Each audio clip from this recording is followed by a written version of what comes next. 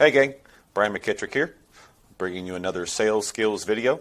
On this video, we're going to look at making effective outbound calls. That could either be calls to lead lists, association list, or the good old-fashioned cold call.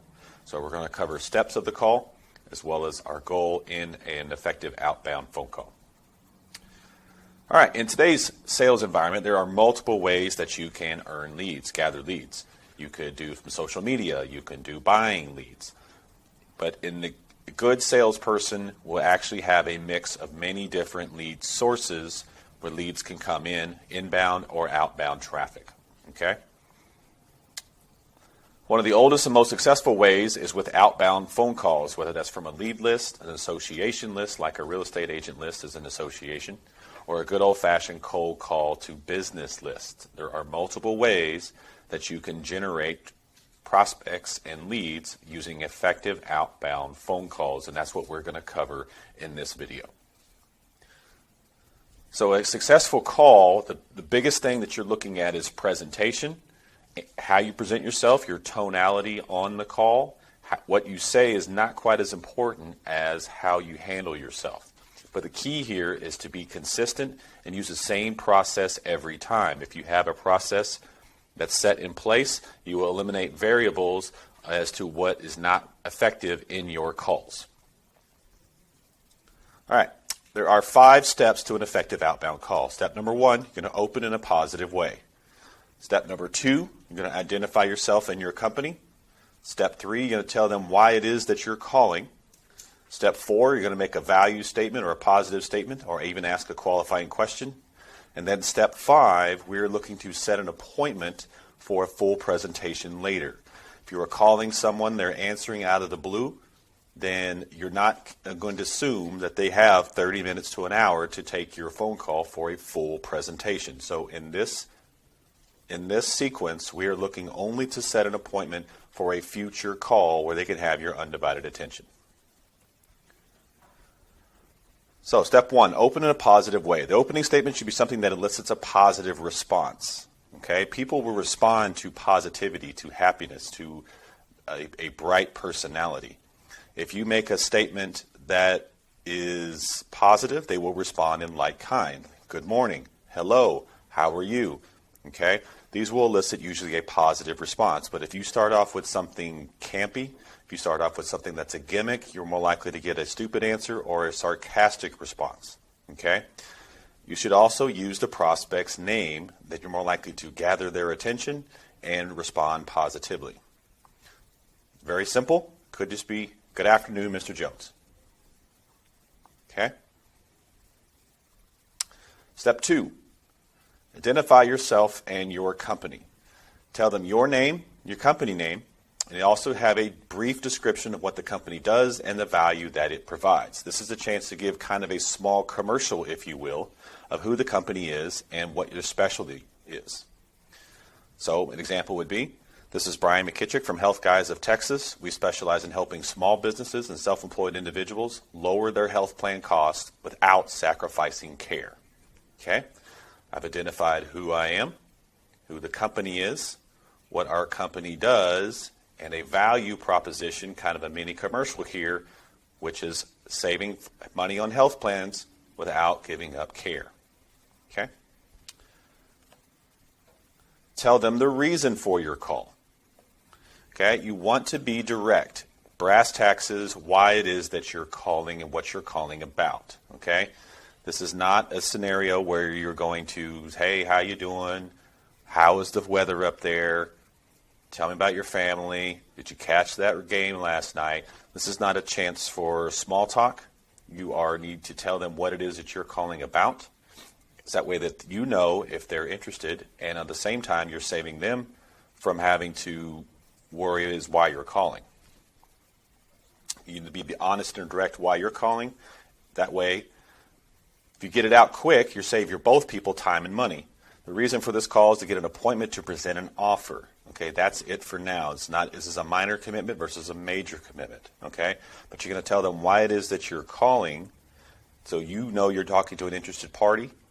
Okay, that way if they're not interested, you can go on to the next person. So example with this would be, The reason I'm calling is to set up a time where I can show you how we're saving folks 30 to 60% every month. I've given them the reason, I've given them what it is I'm looking for, and why they should talk to me. Okay? Next step. Make a value statement or ask a qualifying question. This is a chance to make a positive statement or ask a question that would elicit a positive response. Okay? The statement should be based upon the reason for the call and the value your company is bringing. Okay? Avoid using hyperbole. Avoid asking a question that could lead to a sarcastic response. Okay? Don't get into sensationalism or act campy. So when we look at health plans that we're able to offer families, we can generally, and in most cases, save them the amount of money that it would take them to buy a new car. However, that might not apply to every single family, and that could come off as being something over the top or sensational or even campy, like I said. It's better to state that phrase, state that value in a more professional way. So here would be my example of how I would say that. I'm sure that you, like most families, would enjoy some extra money in the monthly budget. Okay? That's a positive statement. I've alluded to the savings without promising a specific dollar amount or coming across as over the top. Okay. Last step. The goal of the call is not necessarily get into a presentation. That would be great to get into a full pitch. However, the main goal is to get them on your calendar. That way you have their full attention for a presentation later on. If you can schedule a time where they have 30 minutes to an hour to speak, that would be better than trying to get into a pitch right away when they might have answered the call in between appointments, or you might have caught them traveling, driving to and from lunch, to and from the office. Okay? Very many busy people run their day with a calendar. If you get it on their calendar, you're going to have their attention as opposed to try to squeeze you in. Okay?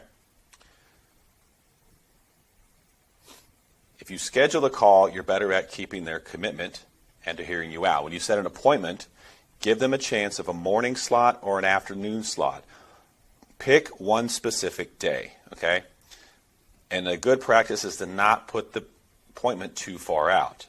If it's too far in advance, you may have a greater risk of that appointment being canceled, okay?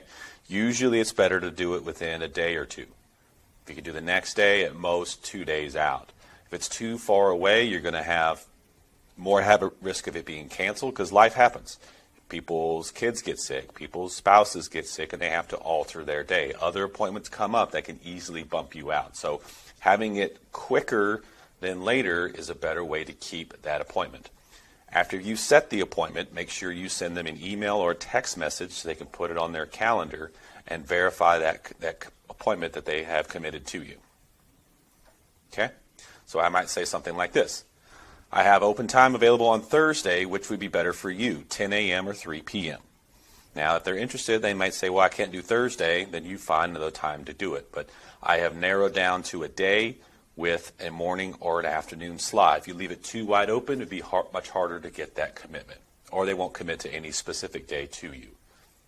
Okay? All right, let's put it all together. So this would be the whole phrase of what I just went through. Good afternoon, Mr. Jones. This is Brian McKittrick of Health Guys of Texas. We specialize in helping small businesses and self-employed individuals lower their health plan costs without sacrificing care. The reason I'm calling is to set up a time where I can show you how we're saving folks 30 to 60% every month. I'm sure that you, like most families, would enjoy having some extra money in their monthly budget. You should elicit some kind of positive response there. Okay? That's great. I have open time available on Thursday, which is better for you, 10 or 3. Okay, that positive response would be something, hopefully, that they're willing to talk to you or have an appointment. Okay? Put that appointment on your calendar. Send them a confirmation, either an email or a text, and make sure it goes into your CRM as a calendar appointment. Okay, so here's a recap of the steps again. Step 1, we're going to open in a positive way. Step 2, identify yourself and your company. Step 3, you tell them the reason you're calling. Step 4, make a value statement or ask a qualifying question. And then step 5, you're setting an appointment for a full presentation. Remember, the goal is to set an appointment on the outbound call not necessarily get into the presentation and the pitch. It'd be great if they did, but what you're really looking for is to set a time where they can commit 30 minutes to an hour to hear your full presentation. All right. I hope you all got some value from this. And good luck. Write your own scripts, and we'll see you on the next video.